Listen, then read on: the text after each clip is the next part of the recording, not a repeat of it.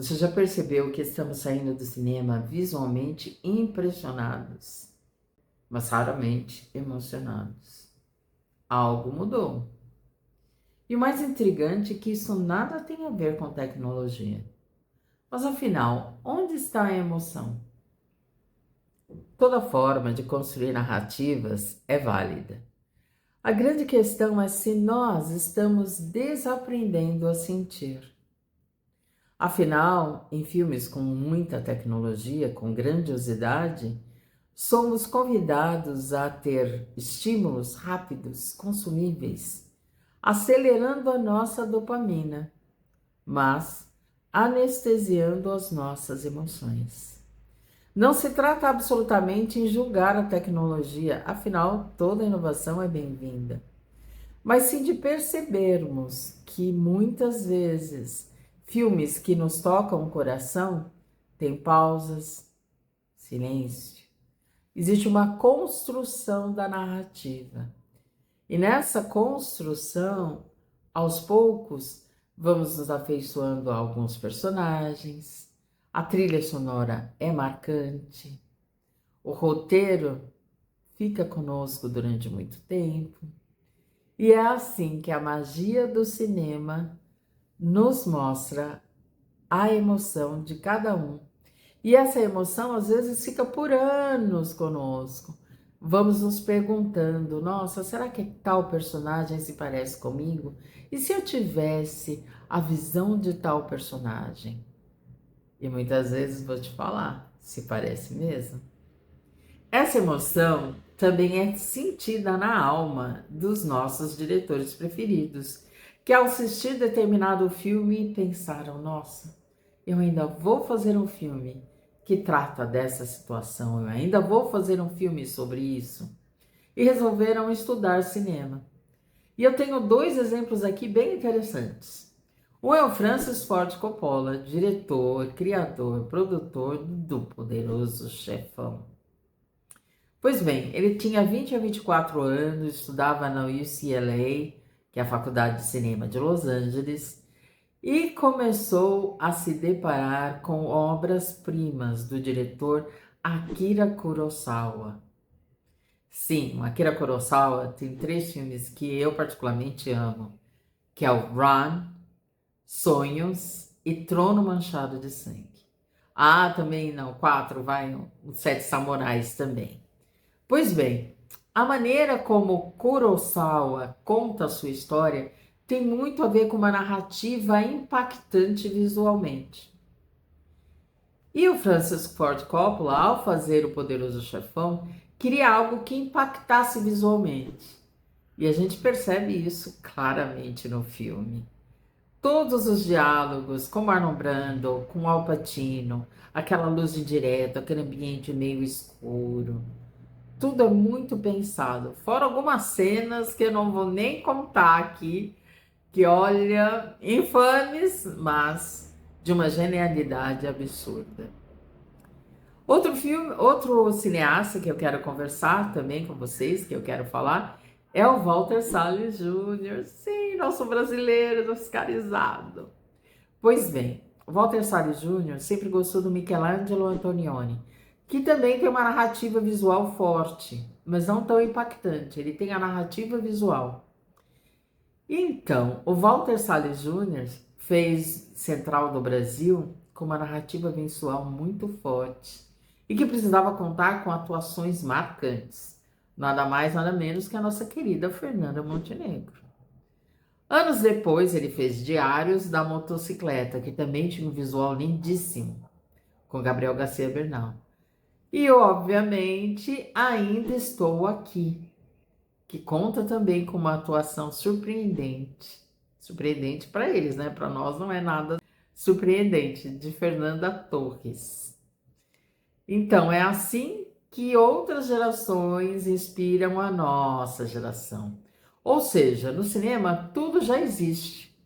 Nós estamos apenas voltando à base e trazendo algo de novo. E eu acho muito importante a gente conhecer mais do cinema do século XX. Outro dia eu estava falando com a Vânia Cordeiro sobre isso, uma amiga minha que está criando uma cinemateca, que às vezes nós não conhecemos o cinema do século XX. Numa cena famosa do filme Agente Secreto, duas pesquisadoras estão lá procurando saber o que aconteceu com o Marcelo Armando. E uma delas olha para lá, ai, eu não achei no Google. E é bem isso. De 2000 para cá, muitas das informações que nós temos, muitas das informações que muitas pessoas procuram, melhor dizer, é através do Google. Mas existem outras fontes de informações. Existe o Arquivo Nacional, o Arquivo do Estado de São Paulo, da cidade de São Paulo. Existem arquivos nos jornais para a gente pesquisar mais se um dia quisermos fazer um filme. Mas também para nós entendermos melhor o nosso tempo. E pensando nesses filmes do século XX, eu tive uma grande ideia. Eu acho que é grande, espero que vocês concordem. A partir de hoje eu vou lançar toda semana uma análise mais profunda sobre um determinado filme. E o filme de hoje é Cinema Paradiso. E esse quadro vai se chamar Absolute Cinema. Cinema Paradiso é um filme sobre lembrança, memória e emoção. Acompanhamos a trajetória e as lembranças de Totò, um cineasta muito bem posto na Itália, em Roma, na década de 80, renomado, com alto poder aquisitivo, que recebe uma notícia de que alguém morreu na pequena cidadezinha lá do sul da Itália. E é então que nós acompanhamos suas lembranças. O pequeno Totò de 7 anos vai ao cinema e se encanta com toda aquela magia, com todos em conjunto rindo, chorando, tendo a mesma emoção. Cada personagem desse filme é uma realidade diferente. Aliás, eu não usei a palavra realidade à toa. O Giuseppe Tornatore, um dos diretores do filme, se inspirou em muito no realismo italiano para compor esses personagens. Cada um tem uma faceta muito interessante. E esse ambiente desse filme, o Alfredo aparece, que era o projecionista do cinema. Um homem aparentemente duro, insensível, mas que com o tempo vai se mostrando exatamente o contrário, que era uma pessoa muito sensível. Que a casca aparente era só uma proteção.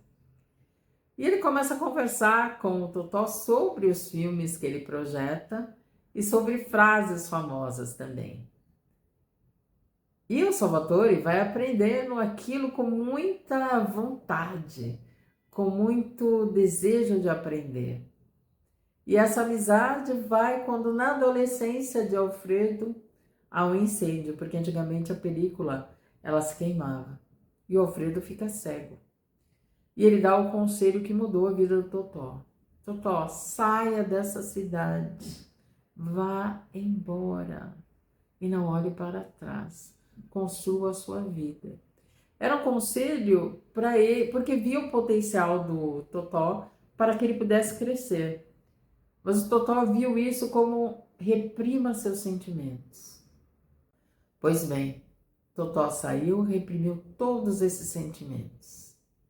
E quando volta à cidade para o enterro, sim, foi o Alfredo que morreu, ele olha para cada uma daquelas pessoas como se olhasse pela primeira vez e relembrasse de toda a alegria que elas tinham, não importa pelo que elas passavam.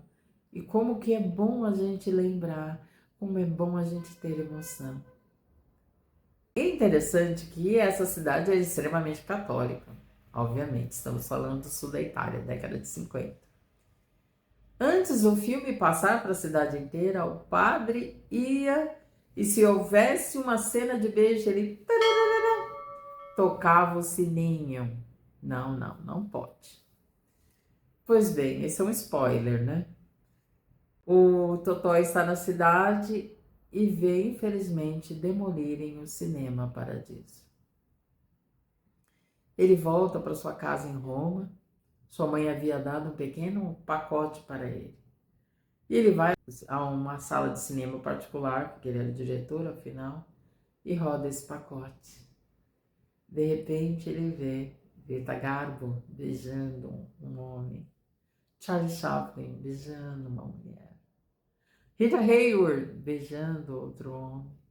Vários beijos que haviam sido cortados, todos guardados, e ele não aguenta. Ele chora. Porque ali esse choro não era somente pelos beijos, mas pela repressão de suas emoções durante todo esse tempo.